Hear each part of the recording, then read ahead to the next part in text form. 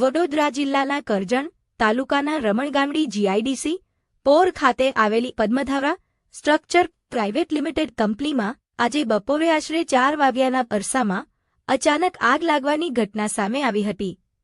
કંપનીના શેડમાં આવેલી 2 ઓફિસો તેમજ આસપાસ પડેલા પેઇન્ટના ડબ્બા અને સ્ક્રેપ મટીરીયલમાં અગમ્ય કારણોસર આગ ભભૂકી ઉઠતા સમગ્ર વિસ્તારમાં અફરાતફરીનો માહોલ સર્જાયો હતો. ઘટનાની જાણ થતાં જ કરજણ ફાયર વિભાગની ટીમ તાત્કાલિક ઘટના સ્થળે પહોંચી ગઈ હતી અને સતત પાણીનો મારો ચલાવી આગને કાબૂમાં લેવા માટે કામગીરી હાથ ધરી હતી. ફાયર બ્રિગેડના જવાનોએ ભારે જહેમત બાદ આગ પર સંપૂર્ણ કાબૂ મેળવી લીધો હતો.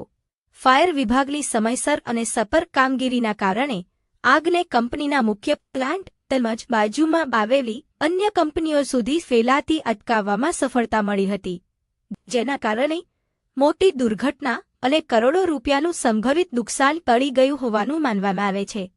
આ આગની ઘટનામાં 2 ઓફિસોમાં રાખવામાં આવેલું સંપૂર્ણ ફર્નિચર, દસ્તાવેજો, ઇલેક્ટ્રોનિક સાધનો તેમજ આસપાસ પડેલો સામાન બળીને ખાખ થઈ ગયો હતો. જોકે સદનસીબે ઘટનામાં કોઈ જાનહાનિ કે ઈજા થયાની માહિતી સામે આવી નથી.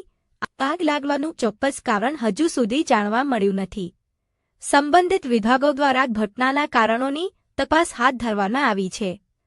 ઉદ્યોગ વિસ્તારમાં બનેલી આ ઘટનાએ સુરક્ષા વ્યવસ્થાને લઈને અનેક સવાલો ઊભા કર્યા છે અને આગ જેવી આકસ્મિક પરિસ્થિતિઓ સામે સાવચેતીના પગલાં વધુ મજબૂત બનાવવાની જરૂરિયાત પર ભાર મૂક્યો છે. જાણ કરવામાં આવ્યું કે ફેક્ટરીમાં આગ લાગી છે, જેમાં કેમિકલ ભરેલા ડ્રમ્સ મૂકેલા છે.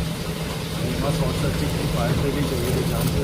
એ જાણવા અર્જન્ટ ફાયર ડિપાર્ટમેન્ટ દ્વારા ત્યારે એક્શન લેવામાં આવ્યું અને ફર્સ્ટ ટર્નઆઉટ મોકલવામાં આવ્યું. અને અહીં પહોંચીને વિધિન 5 મિનિટ્સમાં અમારા ફાયર ફાઇટરો ફાયરને કંટ્રોલ કરી લેવામાં આવ્યું. કોઈ જાનહાનિ કે નુકસાન નહીં, કોઈ જાનહાનિ હમણાં સુધી અમને જાણ નથી થઈ અને ફાયર કંટ્રોલ માટે ફક્ત સ્મોક ચાલી ગયું છે, તો એનું કુલિંગ પ્રોસેસ ચાલે.